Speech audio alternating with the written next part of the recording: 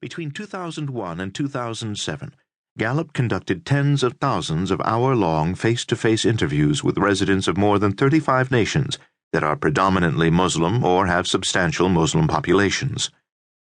The sample represents residents young and old, educated and illiterate, female and male, and from urban and rural settings. With the random sampling method that Gallup used, results are statistically valid within a plus or minus 3-point margin of error. In totality, we surveyed a sample representing more than 90% of the world's 1.3 billion Muslims, making this the largest, most comprehensive study of contemporary Muslims ever done.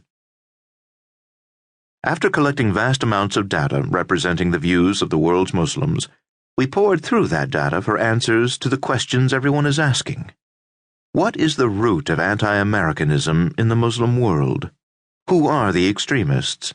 Do Muslims desire democracy, and if so, what might it look like? What do Muslim women really want? The concept of this book is simple. With these questions in hand, we let the statistical evidence, the voices of a billion Muslims, not individual experts or extremists, dictate the answers. Gallup's research produced a number of insights, but the most important was this. The conflict between the Muslim and Western communities is far from inevitable. It is more about policy than principles. However, until and unless decision-makers listen directly to the people and gain an accurate understanding of this conflict, extremists on all sides will continue to gain ground. The study revealed far more than what we could possibly cover in one book, so we chose the most significant and, at times, surprising conclusions to share with you. Here are just some of those counterintuitive discoveries. Who speaks for the West? Muslims around the world do not see the West as monolithic. They criticize or celebrate countries based on their politics, not based on their culture or religion. Dream jobs. When asked to describe their dreams for the future, Muslims don't mention fighting in a jihad, but rather getting a better job. Radical rejection. Muslims and Americans are equally likely to reject attacks on civilians as morally unjustified. Religious moderates. Those who condone acts of terrorism are a minority and are no more likely to be religious than the rest of the population. Admiration of the West. What Muslims around the world say they most admire about the West is its technology and its democracy. The same two top responses given by Americans when asked the same question. Critique of the West. What Muslims around the world say they least admire about the West is its perceived moral decay and breakdown of traditional values. The same responses given by Americans when posed the same question. Gender justice. Muslim women want equal rights and religion in their societies.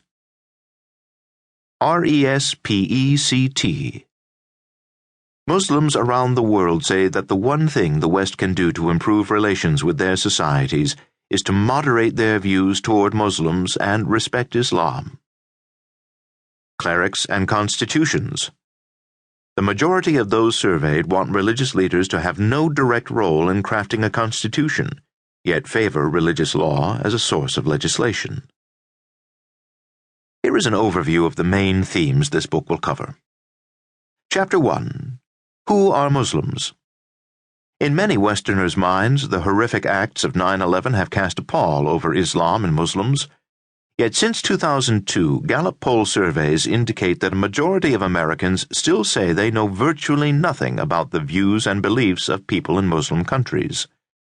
Beyond the messages many Westerners get from sensational headlines and violent images, what do Muslims believe? What do they value?